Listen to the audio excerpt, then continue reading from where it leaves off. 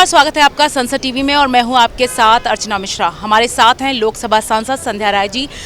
Madam, आपका बहुत बहुत स्वागत संसद टीवी में। पहला सवाल कि लोकसभा सांसद होने के नाते आप अपनी जिम्मेदारी को कैसे देखती हैं और खासकर जब आप सदन में पीठासीन की भूमिका में होती हैं? जिन उम्मीदों से जनता ने यहाँ मुझे आशीर्वाद दिया है, निश्चित तौर पर मैं उसकी भूमिका का निर्वहन कर रही हूँ। ये जिम्मेदारी पीठासीन की जो है, इसमें भी हमें बहुत कुछ सीखने को मिलता है।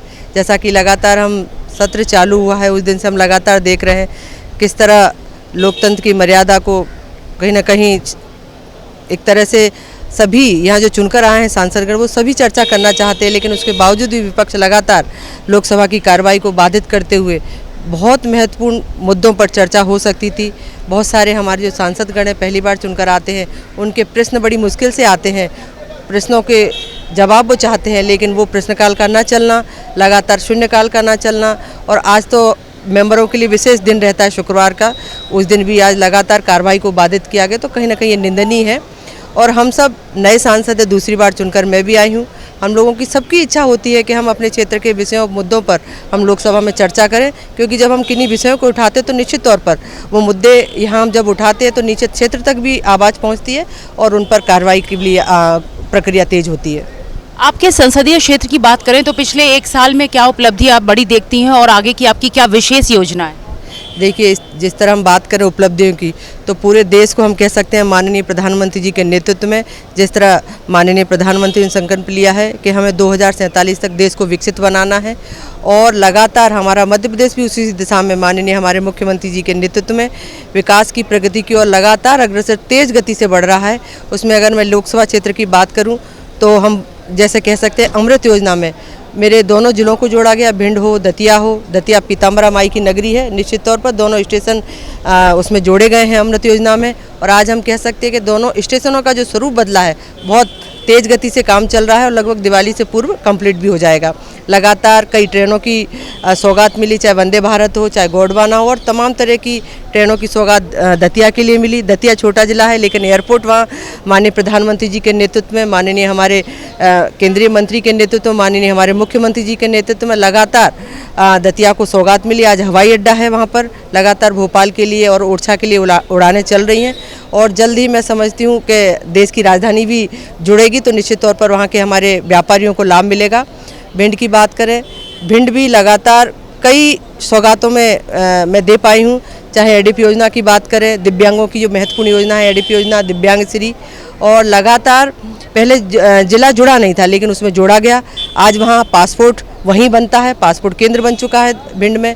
भिंड के स्टेशन का स्वरूप बदल रहा है। भिंड में भी कई ट्रेनें, सबसे पहले प्रदेश में अगर ट्रेनें रुकी तो भिंड इटावा से भिंड होती है ग्वालियर, मेमो ट्रेन प्रदेश में जब चालू हुई तो मैं समझती हूँ, भाग्यशाली हूँ कि इटावा से भिंड होते हुए ग्वालियर के लिए मेमो ट्रेन माननीय हमारे रेलवे मिनिस्टर ने दी।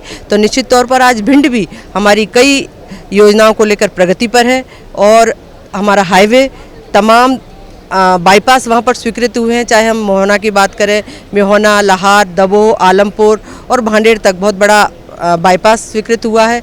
और अगर ग्वालियर भिंड इटावा की मार करें तो वो भी निश्चित तौर पर उसका भूमिका अधिग्रहण का कार्य प्रक्रियाशील है, वो भी चल रहा है, आगे चलकर उसका भी काम तेज गति से चलेगा।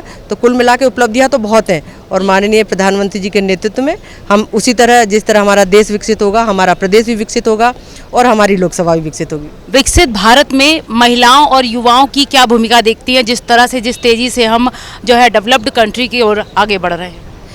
देखिए, अगर मातृशक्ति की बात करें तो नारी शक्ति वंदन जैसे बिल को अगर पास किया तो भारतीय जनता पार्टी की सरकार ने किया।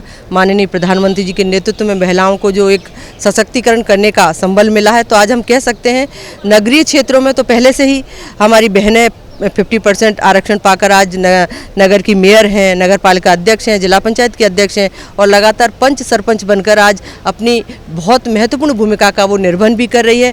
आज ऐसा ही नहीं कि राजनीति में बहनें आ गए हैं, आज हर क्षेत्र में बहनें भाइयों से कंधा मिलाकर वो अपने मार्ग को प्रशस्त करते हुए आगे बढ़ रही हैं। और लगातार हमारी सरकार केंद्र और प्रदेश की लगातार, चाहे महिलाओं की बात करें चाहे युवाओं की बात करें, लगातार युवाओं को हम उद्यमी कैसे बना सकते हैं, चाहे MSME के माध्यम से, मुद्रा लोन के माध्यम से, और लगातार जितनी भी योजनाएं चल रही हैं, चाहे हम एक आवास की बात करें, प्रधानमंत्री आवास, उसमें भी मैं समझती हूँ ज़्यादा से ज़्यादा जो हमारी बहनें हैं उनको आवास का मालिकाना हक मिला है। ऐसी तमाम तरह की हमारी बहनों के लिए योजनाएँ पहले हम देखते थे। जब मैं बहुत पहले MLA थी 2003 में, मैं MLA बनी, उसके बाद मैंने मेरा क्षेत्र भी ग्रामीण था, दिमनी जिला मुरैना में आता है।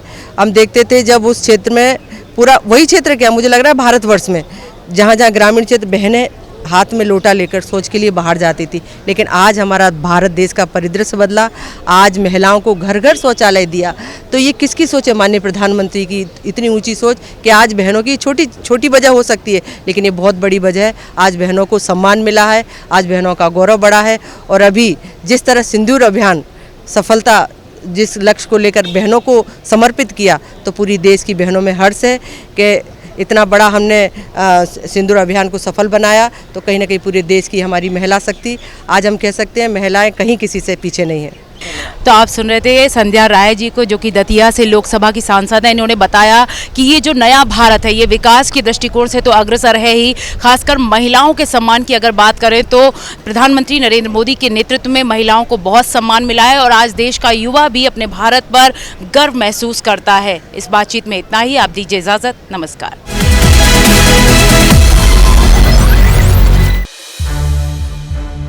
संसद टीवी के और भी प्रोग्राम्स देखने के लिए सब्सक्राइब करें हमारा YouTube चैनल और हाँ, इन्हें लाइक और शेयर करना ना भूलें।